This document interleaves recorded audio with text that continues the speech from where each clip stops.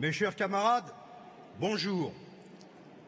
Je voudrais tout d'abord vous apporter le salut fraternel du secrétaire général de la Fédération de l'énergie et des mines, Vincent Hernandez, qui ne peut être présent à ce congrès et qui, bien évidemment, vous salue et le regrette. Pour une raison essentielle, c'est qu'il continue à combattre l'ouverture du capital des deux entreprises publiques, Électricité et Gaz de France, mais qu'en plus, il est touché par la maladie, mais qu'il combat les deux avec beaucoup d'engagement. Je lui souhaite, comme vous-même,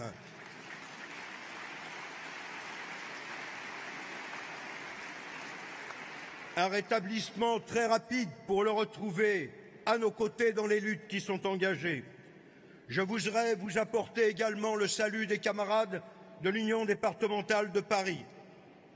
Mes chers camarades, j'aborderai maintenant, d'une façon que quelques-uns trouveront peut-être un peu politique, ce que nous avons vécu au cours des dernières périodes et plutôt des dernières années. Mes chers camarades, toutes les attaques que nous vivons aujourd'hui ont bien été portées principalement sur des volontés exprimées par la Commission européenne et le patronat et relayées finalement par les présidents de la République et les différents gouvernements qui se sont succédés sous Sarkozy, où les attaques déjà étaient très fortes contre les fonctions publiques, contre les services publics, mais aussi avec la loi de 2008 contre nos organisations syndicales et particulièrement contre Force ouvrière. Et puis, mes chers camarades, sous Hollande, le pacte de responsabilité que nous avons combattu tous ensemble et qui était un véritable pacte d'austérité marquait bien la volonté de cette Commission européenne et de ses supports qu'étaient les différents gouvernements de pouvoir taper sur le dos de la classe ouvrière et de piocher dans ses poches. Mes chers camarades, ensuite, il y a bien eu sous Hollande ce pacte de responsabilité, la loi El Khomri. Loi El Khomri que nous avons combattue pendant plusieurs mois, que nous considérions comme terriblement dangereuse pour les salariés, pour les organisations syndicales. Cette loi El Khomri était une loi déjà écrite par Macron, qui a prolongé, dès qu'il a été président de la République, la mise en œuvre par les ordonnances de la casse du Code du travail. Alors, mes chers camarades, nous avons considéré qu'avec concertation ou sans concertation, nous devions continuer à lutter comme nous l'avions fait contre la loi El Khomri, parce que les ordonnances étaient une véritable régression sociale supplémentaire. Oui, mes chers camarades, nous avons manifesté pour ce qui nous concerne en région Île-de-France, mais comme dans d'autres endroits, en juin, puis le 12 septembre et le 21 septembre, mes chers camarades, avec ceux qui voulaient s'engager. Et ceux qui voulaient s'engager, c'était déjà ceux qui avaient lutté contre la loi El Khomri. La CGT, la FSU solidaire, les jeunes de l'UDEF et les organisations lycéennes. C'est avec eux que nous avons continué à mener les combats et que nous continuons aujourd'hui en Île-de-France de revendiquer l'abrogation de cette disposition pourrie. Mes chers camarades,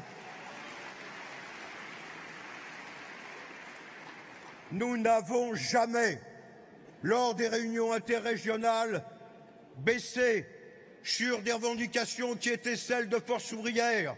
Nous les avons souvent imposées aux autres organisations syndicales. Et c'est la raison pour laquelle nous avons pu nous mobiliser comme nous l'avons fait. Toutes ces raisons qui nous ont amenés à nous engager démontrent avec ce que nous vivons actuellement que toutes les autres attaques qui sont portées sur la formation professionnelle, avec la fin du CIF et les lourdes menaces qui pèsent sur l'AFPA, nous avaient conduit obligatoirement à réagir contre cela, également dans la dernière période, comme sur l'assurance chômage, comme sur nos actions menées avec les camarades fonctionnaires contre la suppression de 120 000 emplois, Gabriel, de la journée de carence et de tout le reste. Oui, ça je m'en doutais. Bon. Je présidais hier, vous vous en êtes aperçu, et j'ai indiqué que je dépasserai. Moi aussi, je fais ce que j'ai dit. Oui, mais moi je suis obligée de le dire pour tout le monde. Ça, oui. Bah oui. C'est pour les autres, Gabriel. C'est pour les autres. Je crois que j'ai montré quelques souplesses dans les interventions hier. Et voilà, j'ai attendu que ton temps de parole soit Mes terminé. chers camarades, je vais quand même essayer de continuer. Mes chers camarades, tu continues et tu termines, s'il te plaît, Gabriel. Il n'y a jamais eu... Mes chers camarades, il n'y a jamais eu autant de volonté exprimée dans ce pays de lutte contre tout ce que je viens de développer. Dans la pénitentiaire, chez les fonctionnaires, dans les EHPAD, à Air France, dans les aéroports de Paris, chez les éboueurs, à Carrefour, pour les retraités avec la CSG, dans l'énergie, chez les médecins hospitaliers et les urgentistes, chez les étudiants qui s'opposent à la sélection pour l'entrée en université. Mes chers camarades, ce qui nous guette demain, ce sont les attaques contre les retraites et les régimes particuliers. C'est la raison pour laquelle je soutiens avec force l'action des camarades cheminots qui siègent dans ma commission exécutive.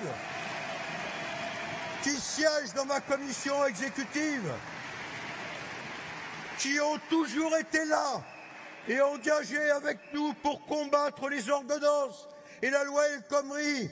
Mes chers camarades, ils ont montré le chemin et nous devons appuyer tout ce qu'ils font, particulièrement notre fédération, qui ne vit pas les mêmes situations que les autres fédérations, Gabriel, mais dont je suis sûr qu'ils iront jusqu'au bout. Je vais terminer avec 2 points, car personne n'en a parlé.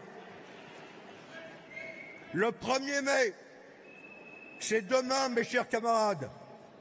Et ce 1er mai, nous avons réussi à faire en sorte qu'en région Île-de-France, nous le fassions avec ceux qui combattent encore, tout ce que je vous ai indiqué.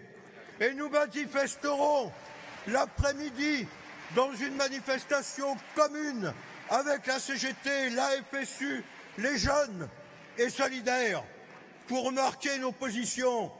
J'encourage d'ailleurs des camarades qui portent des gilets rouges, qui portent des drapeaux, à venir manifester avec nous.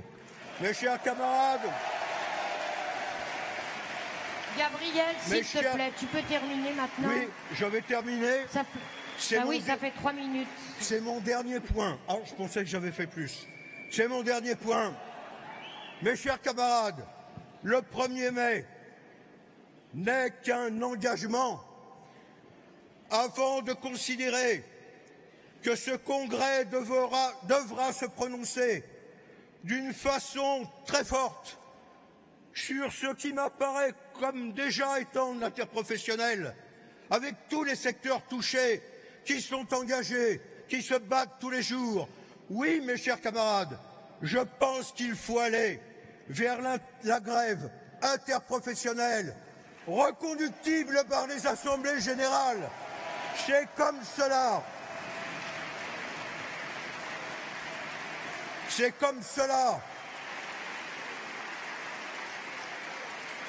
C'est comme cela, mes chers camarades, que notre congrès portera pour l'avenir des travailleurs de notre pays et de notre confédération et pour le respect des combats menés par nos anciens en 1936 et 1945. Vive la Confédération Générale du Travail, force ouvrière!